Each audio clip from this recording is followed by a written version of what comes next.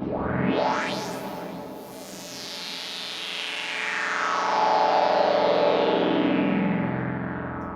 welcome to the MS-22 workshop. Super cool filter. Tom himself is also here. Welcome, Tom. Hey, Manu, how are you? Hey, hi. Maybe you want to talk a little bit about the calibration. Yeah, sure. So, something that is not really perhaps explained in the calibration manual is the actual goal of the calibration. So, the goal of the calibration is to make sure that the range of the front panel controls for the low pass and high pass filter, that they're useful, so that the physical range of the knobs actually matches the useful musical range of the circuit that's inside. And so I've illustrated here the goal of the calibration. If the module is properly calibrated, then when the low pass knob is fully closed, it should fully attenuate a low bass note for, let's say, minus 30 or minus 40 dB. And then when it's fully open, you should hear everything up to 20 kilohertz. Same thing for the high pass filter. So when it's fully closed, fully lowest frequency, a bass note should get through without attenuating. And when it's fully open, you should hear the resonance peak when it's resonant of the high pass at the edge of what you can hear when you're filtering white noise. So that's perhaps still a bit abstract. And so how do you get there? And these are the front panel controls. And in between the front panel controls and the filter circuits of the low and the high pass filters, there's an offset trimmer and an attenuation trimmer. And so you should imagine this as a little offset and attenuation module in between the front panel and the actual filter circuit. And so think of, for example, the Befaco ABC module. You could do something similar with that module as we'll be doing here with the trimmers on the last two PCBs. So here, this is side view of the filter. On the bottom are the jacks here, and here are the trimmers. And the last board is the high pass filter. And so board D, the second to last board C, that's the low pass filter. And you'll see if you orient the module like this, the left trimmer is always the gain, Yeah. low pass, high pass, and the right trimmer is always the offset. And for the gain, if you turn it counterclockwise, you reduce the gain or increase attenuation. If you turn it clockwise, you give more gain. For offset, counterclockwise is negative offset, clockwise is positive offset. Now, I will try to visualize a bit what this does. So, how do we look at the behavior of the filter? Tom? Yes? Let me say one thing. We have a question here about the spread knob. Yes. Which should be the high pass frequency. Yes, right? Sorry about that. So yeah, we'll come back to this later. I would say let's clear up this first. Yeah, definitely. First, I found it a bit irritating too that this is called spread and not. I mean, I think I get why, but at first it was a bit unclear. Yeah, you're right. So the spread knob is the same thing as the high pass knob. It refers to the fact that when you link the filters, that knob becomes the spread of the two filters. So it defines the bandwidth of the band pass filter. Yeah. Does that clarify it? I think so.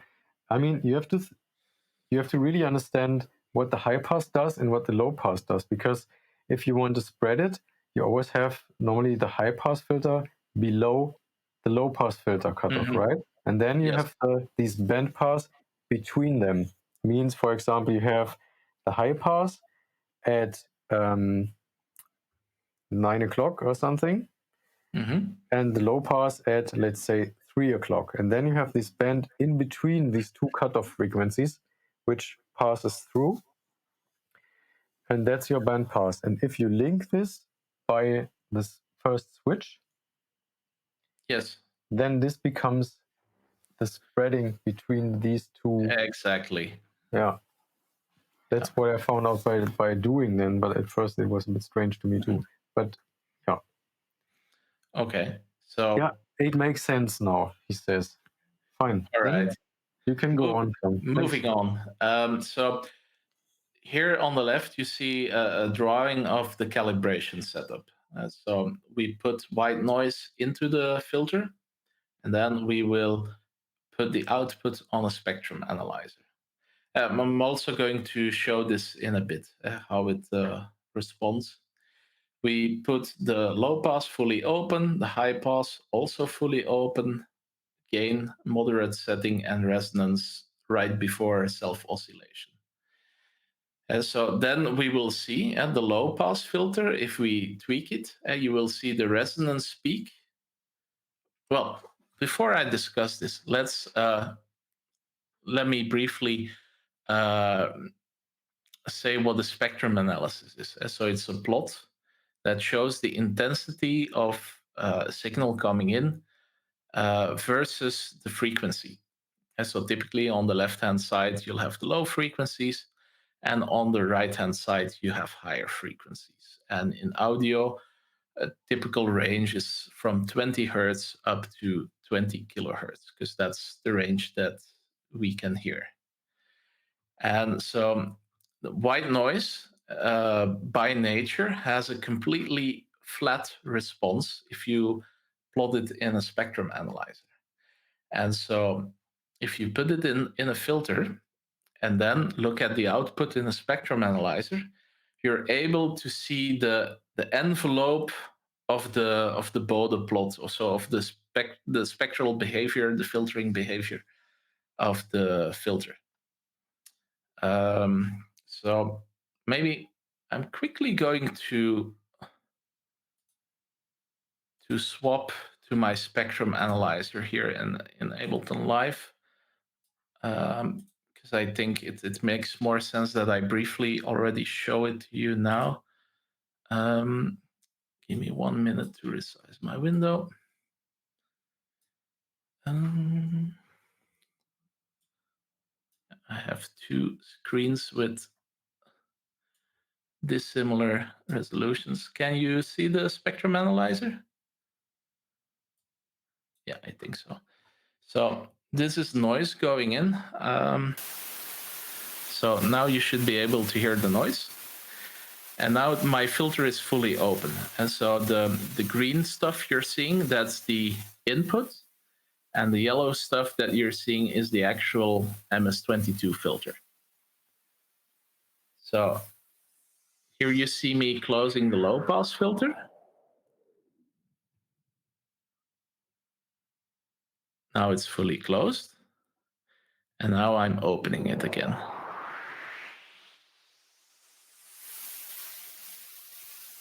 So now I'm going to move the high pass filter. Note that on the bottom, you don't see the resonance peak that much. And now the peak is moving upwards. And now I'm reaching the edge of the physical range of my knob. And you hear that the noise is at the edge of your hearing. Also interesting to note, and now I'm going to close the low pass a bit, high pass, and you see now I've created a band pass, but the filters are not linked yet. And so I'm going to change that. So now I'm moving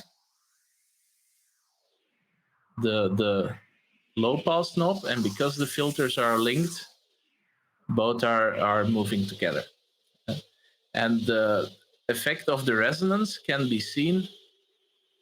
I've increased the resonance now, and you see that there are higher peaks at the cutoff frequencies of the filter because of this.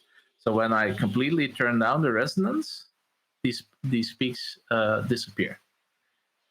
When you go too high, of course, it begins to self-oscillate.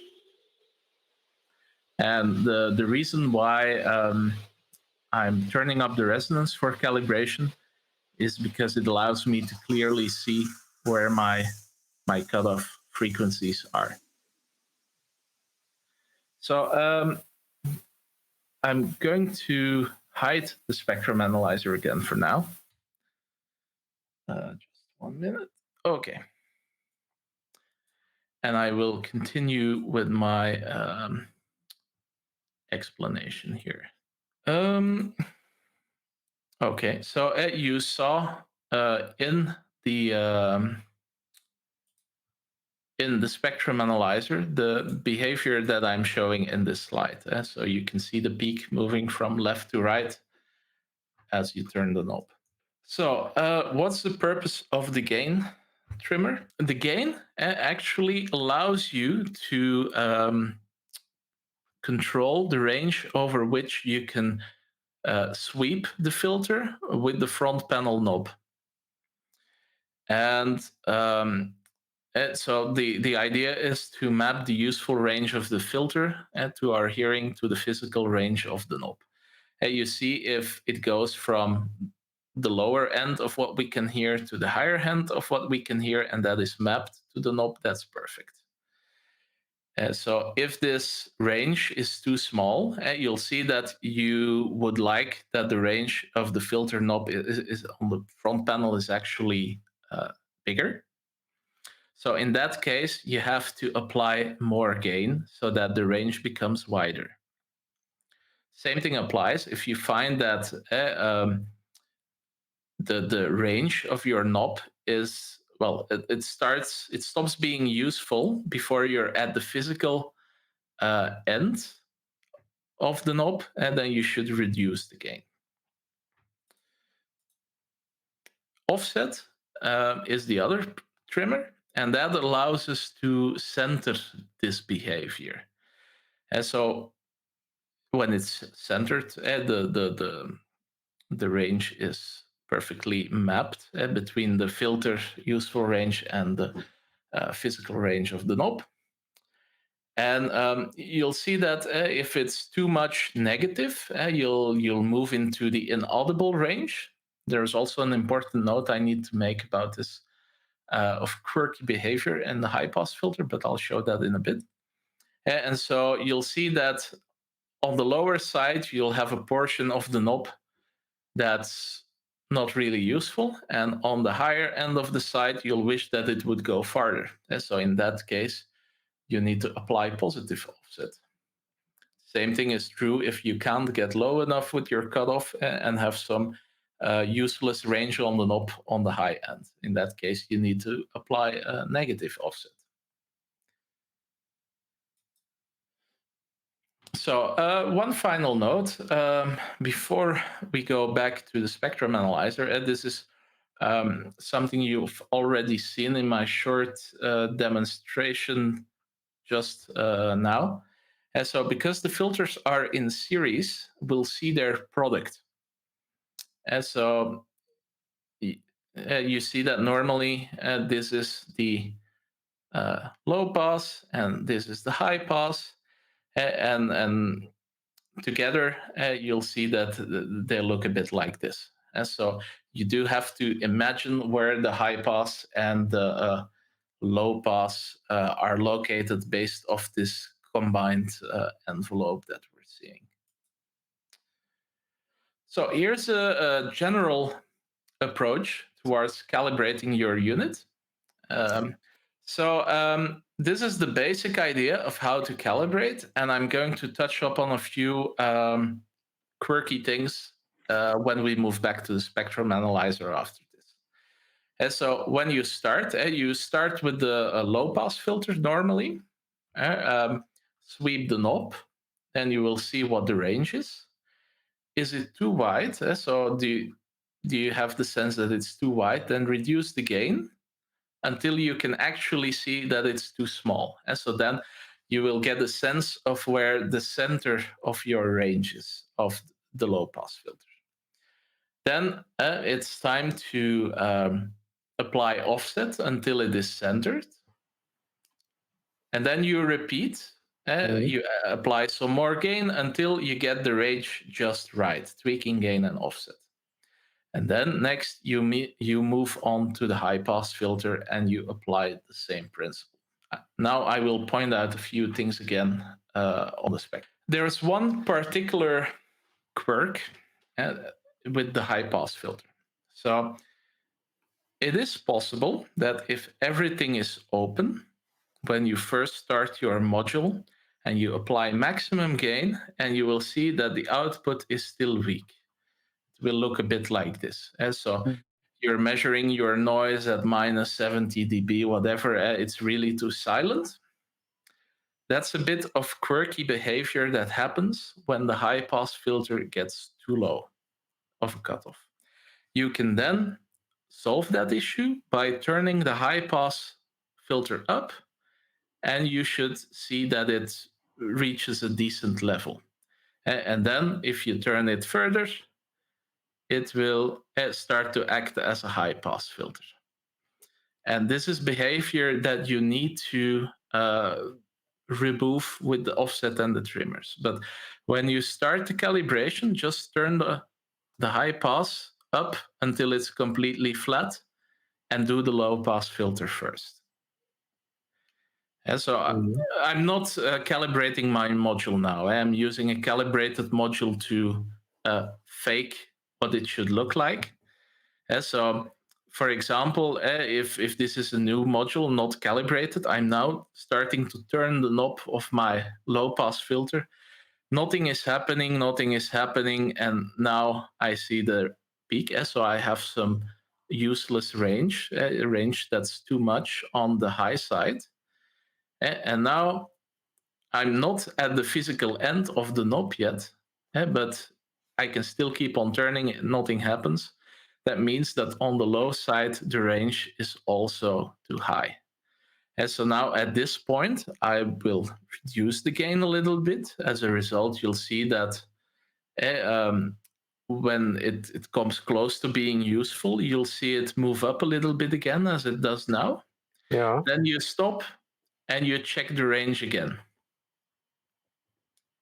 And then it might be that it's not centered, then you get closer. It's an iterative process where you move closer to the ideal. And of course, as Manu said, you can perfectly do this by ear. The reason why I've added this is because I'm an engineer and a nerd. And I thought that people, and it's think good this to is see interesting to learn. So then you see where you are. It's good. Yeah, it helps a lot that in this format I'm able to comment on the behavior of the filter as I go.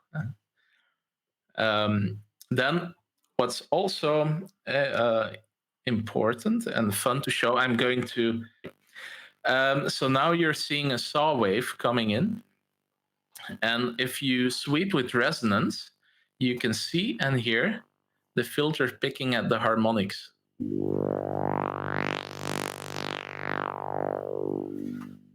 And you see what's important to note why the saw wave is interesting is that now it's better than noise to see how much it attenuates for a low note. So I can see the original coming in is minus 10 dB. It goes down to minus 30. So I have a difference of minus 20, which is okay. The same thing goes. What's also useful to check with the saw wave, when you're moving the high pass, it should, I hope you can see this, but as I move the high pass up, the resonance will boost the harmonic of the saw beyond its original amplitude.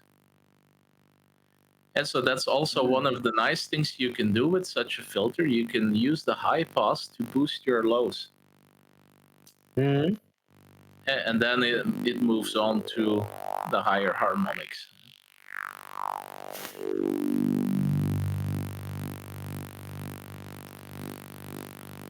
All right. So that kind of that's also still an important note I need to make.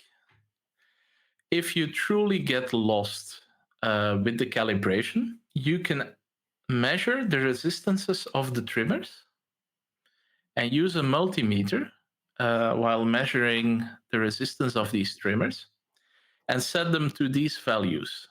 These values, I've measured 10 modules in the past, and these are the averages of the calibrated values. So if you're truly lost, using a multimeter and setting the trimmers to these values should give you a decent result, even or a decent starting point.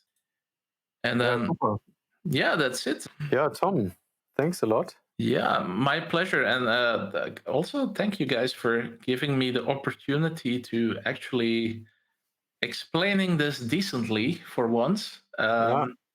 Instead of this perhaps saves me a bit of time to write the update to the manual, and perhaps I can still put it off for a little bit. Yeah, Tom, thanks very much. This was super good. Thanks to the participants. I hope you enjoyed it. I hope your modules are running.